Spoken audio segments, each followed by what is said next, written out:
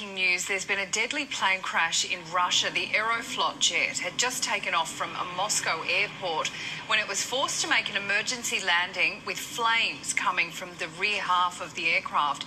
78 passengers and crew were aboard. Lives were lost and it's feared the death toll will rise. An aviation editor of the West Australian newspaper, Geoffrey Thomas, joins us now. Jeff, it is amazing anyone survived this. Incredible pictures out of Moscow, given how fast those flames engulfed the back end of that plane. Look, indeed, it's an extraordinary fact that so many people got off the aeroplane. But what is really concerning there, if you look at a tight, if viewers look at the vision of passengers getting off the airplane, you can see them carrying their bags. Clearly, this is another situation where passengers getting their bags off instead of just getting off the aeroplane has tragically caused 13 people to lose their lives.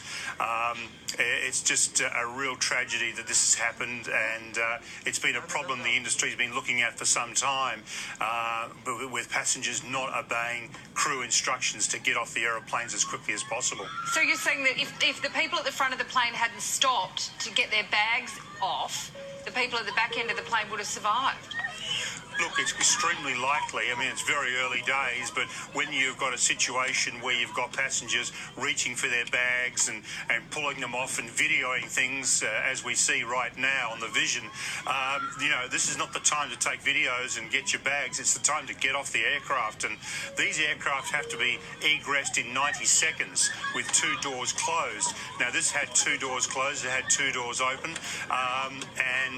It was... and all those passengers really should have got off that aircraft, and it's a real tragedy that those 13 have lost their lives. What is wrong with people? That is just so awful. What do you reckon happened? This is a pretty good airline out of Russia. They're very common in Europe. What happened here?